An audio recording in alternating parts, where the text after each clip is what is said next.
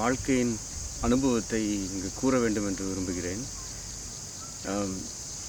படிப்பு வந்து எவ்வளோ முக்கியம் அப்படின்றத உங்களுக்கெல்லாம் தெரியும். நான் கழிவுநீர் வாகனம் ஓட்டி கொண்டு இருக்கிறேன் என்பது. படிப்பு என்பது எவ்வளோ முக்கியம்னு சொல்லி நான் என்னையே அறியலை. என்ன பெரியவங்க சொல்லுவாங்க, ஆசிரியர்கள் கூறுவார்கள், வீட்டில் தாய் தந்தையரெல்லாம் கூறுவாங்க, படிங்க படிங்க படிங்கன்னு. நிறைய பேர் நம்ம பசங்க எல்லாருமே 12th டிஸ்கன்யூ, காலேஜ் டிஸ்கன்யூ எல்லாம் பண்ணிட்டு போயிடுறாங்க. அவங்கெல்லாம் என்ன சொல்லுவாங்கன்னா, படிப்பு என்பது ரொம்ப ரொம்ப முக்கியம் அப்படின்வாங்க. சரி, நிறைய பேர் என்ன சொல்லுவாங்க, படிச்சுட்டு வேலை கிடைக்கலையே, பிஎட் முடிச்சுட்டேன் வேலை கிடைக்கல, எம்எஸ்சி முடிச்சுட்டேன் வேலை கிடைக்கல வீட்டில் இருப்பாங்க. அவங்களுக்கு எல்லாத்துக்கும் நான் இந்த காணொலியை சமர்ப்பிக்கிறேன். ஆக்சுவலாக எங்கள் அம்மா ரொம்ப கஷ்டப்பட்டு என்னை படிக்க வச்சாங்க. நீங்கள் எல்லாம் நம்பவே முடியாது. பட்டியல் சமூகத்தில் ஒரு குறிப்பிட்ட வயசுக்கு போன பின்னாடி திருமணம் பண்ணிக்கோன்னு கம்பல் பண்ணுவாங்க. எங்கள் அம்மா, நீ படிக்கிறேன்னா இப்போ கூட படிக்கிறேன்னு சொன்னால் எங்கள் அம்மா போய் படின்னு சொல்லுவாங்க. அந்தளவுக்கு எங்கள் அம்மா ரொம்ப தீவிரமாக இருந்தாங்க. ஆனால் எங்கள் அம்மா சின்ன வயசுலேயே சொன்னது என்னென்னா, இந்த தூய்மை பணியாளர்கள் எங்கள் அம்மா அதில் வேலை செய்ததால் அந்த தொழிலுக்கு ஏதாவது ஒன்று பண்ணுறா, இது மாறணும், நீ ஏதாவது ஒன்று பண்ணுறா அப்படின்னு சொல்லுவாங்க அம்மா. அப்போ அது என்னமோ காலேஜ் போன பின்னாடி பட்டியல் சமூகத்துக்குள்ளே நான் கலெக்டராக படிக்கணுன்னு தான் போனது. அங்கே போய்ட்டு சமூகத்தை பற்றி பார்த்தோன்னே, என்னடா இது சமூகத்தில் இத்தனை தீண்டாமைகள் இருக்குது, இத்தனை வன்கொடுமைகள் நடக்குது. ஒட்டுமொத்த சமூகத்தை தான் சொல்கிறேன். நான் சமூகம்னு சொல்லும்போது பட்டியல் சமூகத்தை தான் சொல்கிறேன், ஒட்டுமொத்தம். அப்போது என்னடா இப்படியெல்லாம் நடக்குது, இந்த மாதிரிலாம் நடக்குது அப்படின்னு கைலாஞ்செல்லாம் அப்போ தான் நடக்குது. அப்போது ரொம்ப எமோஷ்னல் ஆகிட்டு கல்லூரியில் பட்டியல் சமூகத்தை பற்றி ஆய்வுகள், புத்தகங்கள் படிக்க ஆரம்பிக்கிறேன். அந்த சமயத்தில் ஃப்ரண்ட் லைன்னு ஒரு மேகசின் இங்கிலீஷில் வருதும், வீக்லி. அந்த வீக்லி மேகசினில் சானிடேஷன் மேனுவல் ஸ்கேவெஞ்சிங்கை பற்றி போட்டிருந்தாங்க, ஒரு சிறப்பு கட்டுரைன்னு. அதுதான் 2012, 2009, 2008 ஏதோ வருஷத்தில். அப்போது உட்காந்து அந்த புத்தகத்தை படித்து அழுதுட்டு இருந்தேன். என்னால் கண்ணீர் பண்ண முடியாமல் அழுதேன். அப்புறம் சரி, அது என்னமோ அப்புறம் கடைசியில் அந்த தொழில் ரீதியாக படிக்க ரொம்ப ஆரம்பித்து MPhil, MA normal subject, English department, linguistics. அப்புறம் எம்ஃபில், பிஹெச்டி எல்லாமே ஆய்வுகள் முழுக்க சானிடேஷன் தான். 24 மணி நேரமும் நான் பேசுவதும் தூய்மை பணியை பற்றி இருக்கும், சாதியை பற்றி இருக்கும், இதே தான் இருக்கும். வேறு எதுவுமே இருக்காது எனக்கு. வேறு இந்த உலகத்தை பற்றி எதை கேட்டாலுமே எனக்கு தெரியுமோ தெரியாதோ, ஆனால் சாதியை பற்றி தான் முழுக்க விவாதங்கள் நடக்கிறது, என்னுடைய நண்பர்கள் சர்க்கிள் அப்படின்னு. அப்போ நான் கவர்மெண்ட் ஆர்ட்ஸ் காலேஜுக்கு நேற்று போயிருந்தேன். அரசு கலைக்கல்லூரி கோவையில் தான் நான் படித்தேன். எனக்கு கொஞ்சம் மறதி இருக்கிறனால அதை மறந்துட்டேன். ஒரு சம்பவம் ஆச்சு. என்னென்னா, எங்கள் ஆசிரியர் இதை சொன்னார். ஆங்கில டிபார்ட்மெண்ட்டில் இருந்தேன்.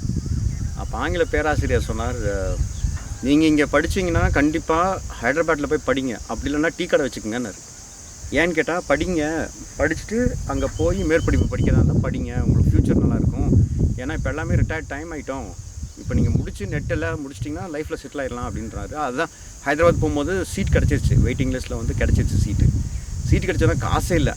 வெள்ளிக்கிழமை போகணும், அப்புறம் திங்கக்கிழமை ஜாயின் பண்ண முடியும். ட்ரெயின் தெரியாது, எதுவுமே தெரியாது, காசு இல்லை. அப்புறம் ஒரு அம்மா அவ்வளோ தூரம் போகணுமாடா, கோயம்புத்தூர் போனதே இது, அவ்வளோ தூரம் போகணுமான்னு சொல்லி பேசும்போது, அப்போது சைக்காலஜி டிபார்ட்மெண்ட் செல்வராஜ் சார், அவரை போய் பார்த்து அவர் தான் அங்கே பேசிகிட்டு இருப்போம். ஏன்னா எங்கள் அண்ணன் கூட படித்தவர் அவர்கிட்ட போய் பேசிகிட்டு இருக்கும்போது அவர் சொன்னார், டேய் கிடச்சிருச்சா, கிளம்புடா, நீ இதை விட்டுட்டு கிளம்பு. சார் காசு இல்லை சார். டேய் ஏதாவது திருடியாவது போய் எதாவது பண்ணிட்டு போடா, படிப்புக்காக நீ என்ன வேணாலும் செய்யடா அப்படின்னு சொன்னார்.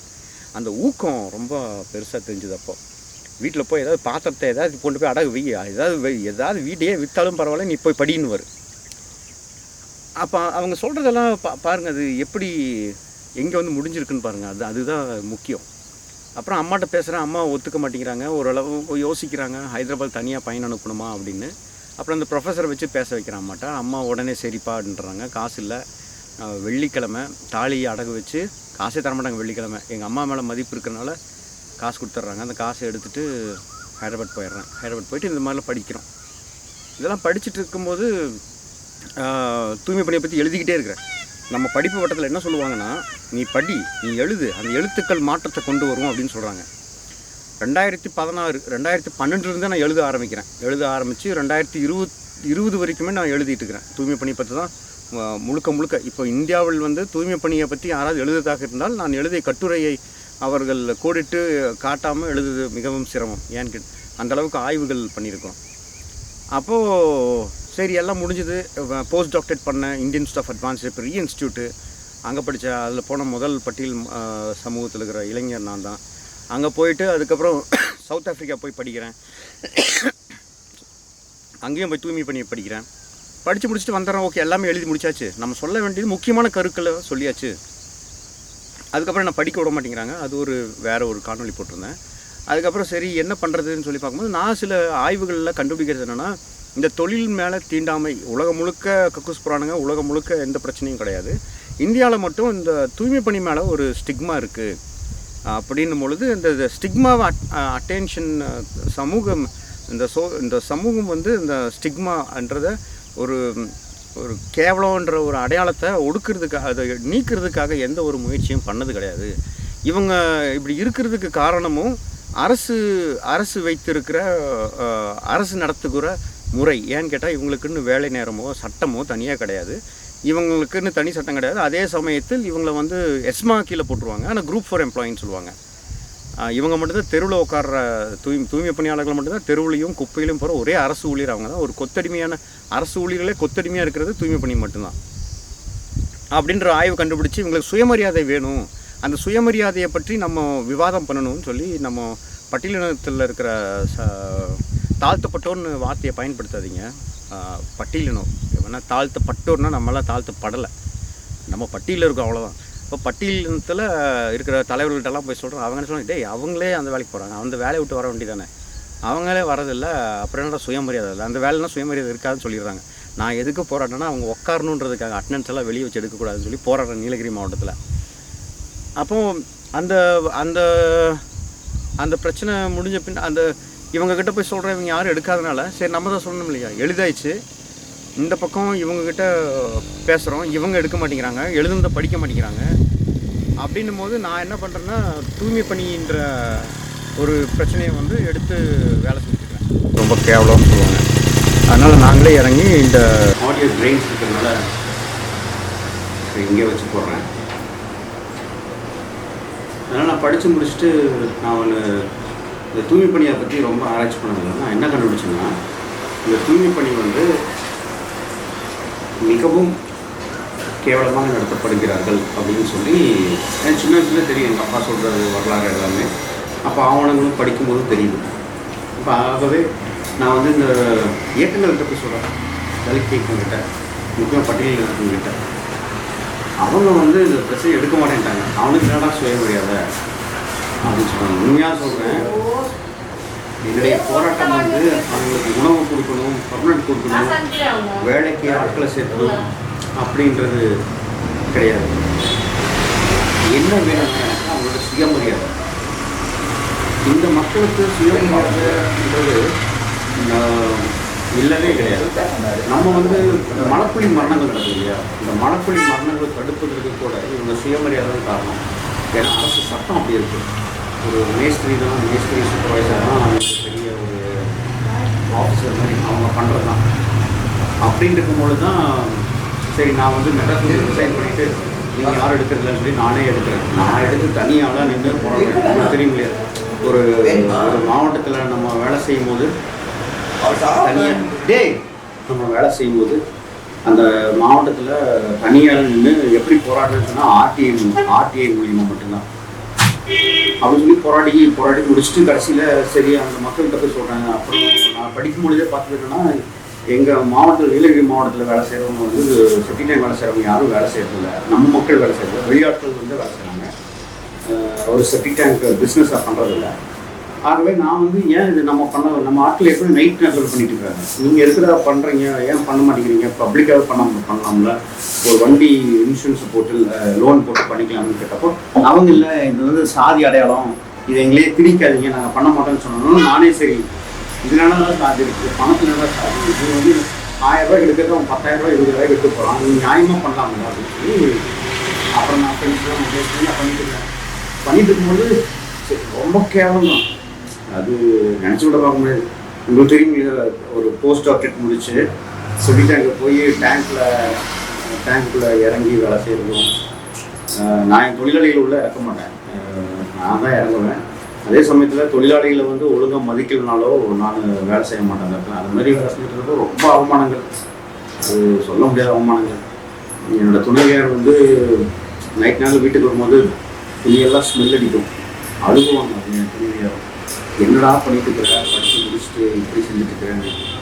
எங்கள் அப்பாவை திட்டிட்டு என்னடா இவன் பண்ணிட்டு இருக்கிறான், ஊர் ஃபுல்லாக அழுது எல்லாத்தையும் போய் பேசி எல்லாத்தையும் போய் கண் கலங்க சொல்லுவார். என்ன இவன் பண்ணிட்டு இருக்கான், படித்து முடிச்சுட்டு செப்டிக் ஓடிட்டு இருக்கிறான் அப்படின்னு சொல்லி. இந்த பக்கம் ஏக்கங்களும், இவன் என்னங்க படித்து முடிச்சுட்டு அவன் என்னமோ செப்டம்பர் லூஸு அப்படின்னு சொல்லி பேசிட்டு இருக்காங்க. அதெல்லாம் தாண்டி நான் அப்போ செப்டிக் டேங்க் வந்து தொழிலை நல்லா கற்றுக்கிட்டேன். நம்மளாக தான் கற்றுக்கிட்டோம், வேறு என்ன கற்றுக்கிட்டு இல்லையா, நல்லா கற்றுக்கிட்டோம். எப்படி நீட்டாக பண்ணணும்னு கற்றுக்கிட்டோம். நிறைய மிஷினரிஸ், அமெரிக்காவில் இருக்கிற மிஷினரிஸ் என் ஃப்ரெண்ட்ஸ் மூலிமா இன்ட்ரடியூஸ் பண்ணி இப்போ பண்ணிட்டு இருக்கோம். நீலகிரி மாவட்டத்தில் ஓரளவுக்கு முழுக்கல்ல ஒரு 50% மிஷினரி மட்டும்தான் பயன்படுத்துவோம். சுயமரியாதையோடு தான் வேலை செய்வோம். அப்படி இருந்தும் நிறையா கேவலங்கள், அவமானங்கள் சந்திச்சிருக்கோம். அப்படின்னு இருக்கும்போது நாங்கள் என்ன பண்ணுறோம்னா, சரி இப்போ ஆளுங்கள்லாம் செட் ஆச்சு அப்படின்னு சொல்லும்போது அவங்களுக்கு கற்றுக் கொடுத்தாச்சு, அவங்களே வேலை செய்கிறாங்க. அப்போ அதை விட்டுட்டு நான் வந்து தலித் வேலை செய்யலாம், முக்கியமாக வேலை செய்யலாம். ஏன்னா இதுதான் என்னுடைய ஆணிவேர். எனக்கு மக்களுக்கு நான் நிறைய கற்றுக்கிட்டேன்னா இந்த மாதிரி ஒரு ஆவணங்கள் படுத்துறது அப்படின்னு சொல்லிட்டேன். நான் இங்கே ஏன் பேசுகிறேன்னா, நான்லாம் ஒரு 12 வருஷமாக கேமராக்குள்ளேயே வரமாட்டேன். இப்போ ஏன் பேசுகிறேன்னா, நம்ம பேசக்கூடிய கருத்துக்களை வந்து யாரும் பேசுறதில்லை. அதுலேயும் குறிப்பாக அறுதிய சமூக பிரச்சனைகளை பற்றி தெளிவாக பேசுகிற லெவலுக்கு யாருமே கிடையாது. அதுக்காக நம்மளே பேசலாம் அப்படின்னு சொல்லி தான் நம்ம இந்த வீடியோ கூட பண்ணுறோம். அப்போ இதெல்லாம் பண்ணிட்டு இருக்கும்போது ஒரு நாள் என்னாச்சுன்னா, திடீர்னு இதே தலித் கேமரா எனக்கு டெல்லியிலேருந்து ஒரு ஃபோன் வருது. இந்த உனக்கு தெரியுமான்னு கேட்டாங்க. அப்போ வந்து நான் ராமகிருஷ்ணன் ஃபோட்டோ எடுத்தேன், வீடியோ எடுத்துருக்கேன். இந்த சாதி மறுப்பு திருமணத்தை பற்றி என்னென்ன ஆவணம். அப்போ அவங்க சொன்னால் இந்த மாதிரி ஜட்மெண்ட் கொடுத்துட்டாங்க, சப் கிளாசிஃபிகேஷன் நாங்கள் உங்கள் வாய்ஸ் கொடுங்கன்னு சொன்னாங்க. நான் சொன்னேன் என் ஸ்டேட்மெண்ட் தான் அதுக்கு சப்போர்ட் பண்ணணும் அப்படின்னு சொல்லிட்டேன். அப்புறம் மறாவது நாள் நம்ம தலித்துக்கு ஒரு வீடியோ போகணும்னு பார்த்தா அதில் ஏன் பேப்பரே இருக்குதுன்னு சொல்லி ஷாக் ஆகிட்டேன். அப்புறம் தெரிஞ்சுது அது 2014, இன்னைக்கு 2024, ஒரு 7 பேஜில் இருக்குங்க. ஆனால் அதுக்கு முன்னாடி நிறைய எழுதியிருக்கேன், அதோட நான் இப்போ பார்த்தா தான் தெரியுது. ஆனால் 2014 எழுதின ஆர்டிக்கல் ஒரு இந்த நாட்டினுடைய பட்டியல மக்களுடைய அரசியலையே தீர்மானிச்சிருக்கு. அது சும்மா லேஸ்ட் இல்லைங்க, அது சும்மா ஒரு ரெஃபரன்ஸாக போடல. நான் எழுதின ஆர்டிக்கல் நீங்கள் எடுத்து படிச்சிங்கன்னா அதுதான் ஜட்மெண்டோட சாராம்சம். அப்போ இன்னொன்று என் ஆர்டிக்கல் வந்து இன்னொன்று எடுத்துருக்குறாங்க. என்ன சொல்ல வரேன்னா, படிப்புன்றது எவ்வளோ முக்கியம் பாருங்க. இது வந்து எல்லாத்துக்கும் நடக்காது. நிறைய பேர் படிச்சிருப்பாங்க, போயிருப்பாங்க, நான் அதை சொல்ல வரல.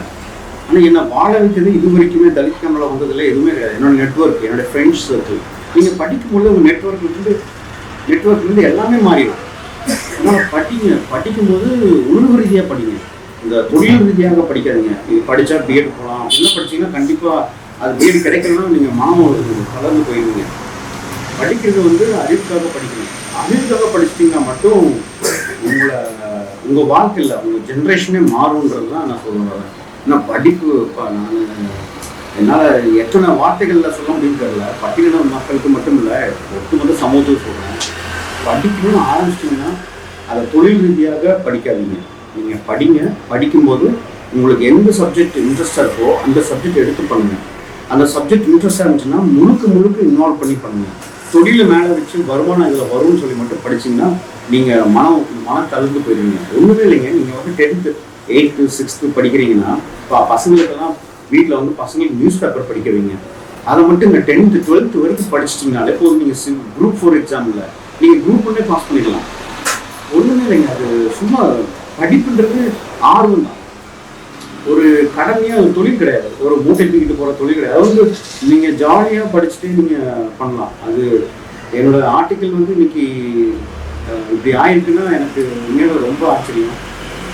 இன்னொரு விஷயம் என்னன்னா, அங்கீகாரம் கிடைக்கும்னு மட்டும் நினைக்காதுங்க. பட்டியல் சமூகம் இன்னைக்கே பாரதி சொல்கிறாரு. பாரதி இத்தனைக்கும் அவர் வந்து அத்தனை ஃபண்ட் வச்சுருக்காரு, அத்தனை பணம் வச்சுருக்காரு, எத்தனையோ படம் எடுத்துருக்காரு. அவரும் சொல்கிறாரு, மாரி செல்வராஜும் சொல்கிறாரு, எல்லாருமே சொல்கிறாங்க இன்னமும் நாங்கள் ஃபேஸ் பண்ணுறோன்னு. அவங்க பேசுறது அவார்டு அந்த மாதிரி போயிருக்காங்க. நம்ம வந்து அன்றாட சோத்துக்காக நம்ம கஷ்டப்பட்டுருக்கோம். படிக்கணும்னு நினச்சிட்டா நீங்கள் வட்டிக்கு காசு வாங்கணும் பரவாயில்ல, நீங்கள் என்ன பண்ணாலும் பரவாயில்ல. படிப்புன்றது ஒரு சந்ததியினையே மாற்றும். அங்கீகாரம் கிடைக்கல, இவ்வளோ படிச்சுட்டேன் எனக்கு முடியலன்னு சொல்லி மட்டும் தலைவடையக்கூடாது. உங்களுக்கு ஏதாவது குறை நிறை அப்படி இருந்தாலுமே இல்லை நம்ம மக்களை வந்து கண்டிப்பாக முக்கியமாக பட்டியல் மக்களுக்கு நீங்கள் வந்து எல்லாம் நம்மளாம் ஒடுக்கப்பட்ட சமூகம். இந்த ஒடுக்கப்பட்ட சமூகத்திலேயே ரொம்பவும் கீழே இருக்கிறது நம்ம மாதிரி சமூகத்தில் அதிகமாக தான் இருக்குது. அந்த சமூகத்துக்காக நீங்கள் படிக்கும்பொழுது ஆர்வத்தோட படிங்க. நீங்கள் ஒரு கவர்மெண்ட் வேலை செஞ்சால் கூட அந்த மக்களை வந்து மக்களாக பாருங்கள், ஒரு அதிகாரியாக பார்க்காம ஒரு மக்களாக பாருங்கள். அதுதான் நான் சொல்லணும். ரொம்ப என் மனசில் ரொம்ப உறுத்தல். அதுதான் இந்த காணொலி வந்து அந்த பாதியிலிருந்து இதில் போகிறேன்.